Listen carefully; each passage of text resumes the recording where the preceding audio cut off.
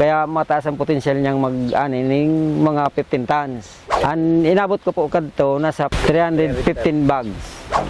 Maray na hapon sa Indogabos. Ako po si Hinaro Tamon Jr. kan Santa Lucia Magaraw Camarinesor. Sarap po kong rice farmer. Saka mga gulay and corn. Sa ngunyan, ang tinatanaman kong area nasa Kuyan Inigabos, nasa 60 hectares. Ang corn ko, mga 10 hectares. Ang rice, mga 50 hectares ngunyan.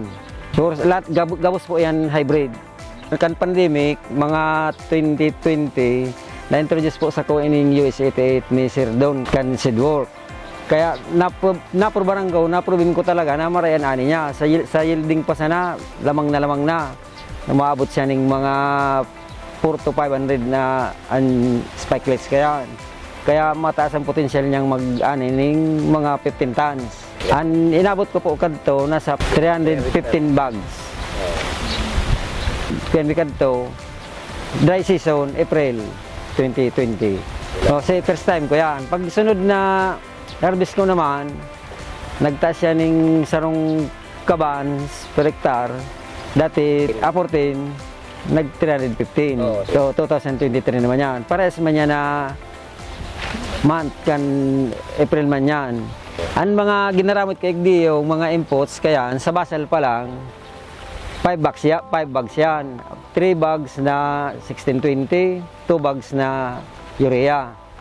Sa side race, first side race, 3 bags na complete, 2 bags na urea. Pag nagduwang base kaya ako nagta-top dress, ang first top dress ko man, 5 bags na 17,017. Ang pinakalas top dress ko, yun na yan 0060, 3 bags per hectare. Kaya bali, inabot siya ng 18 bags na inorganic. Yan sa ginamit ko kan sa duwang cropping na yan. Saka, napaka-importanting mara dyan, ang seed selection ining US 88. Kung bakong sa US 88, dahil kung mga riyan makukuha ang mga kuya yan. Saka sa tabang mangkan mga sa mga teknisyan, na Sir Don, saka si Sir Levy. At sa kuya naman, sa mga chemical, napaka-importante yan. Tainot na inot, ako kaya nagagamit ako ng inorganic, ng tong chicken manure, 100 bags yan per hectare. Plus mga fungicide, foliar, yan po yan dyan na pirmi. Kada 15 days po, na apply kita ng insecticide, foliar.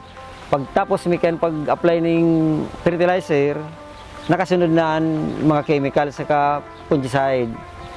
Kaya dapat arugon nindo yan mga farmers, arugon nindo yan mga teknik na yan para umani ka mo ning mataas-taas na maparehasan nindo ani ko. Buong buhay ko, waros mga 2 dekada na akong nagtatanom ng paroy. Ining US 88 ko ang pinakalanggaw kong ani.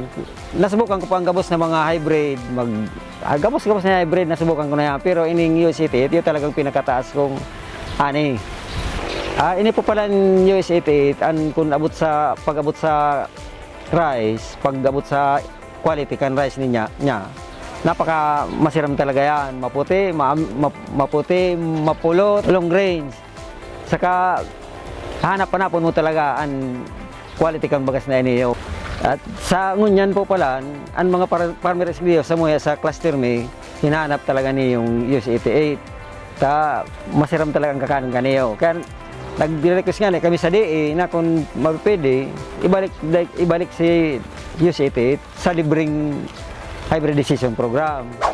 Mga ka-farmers, kung gusto po ninyo kan US 88, available na po ninyo yan sa mga agri-supply. Pagbakal na, tested naman doon yung maray umani, marayan bagas, good eating quality pa. US 88 #1.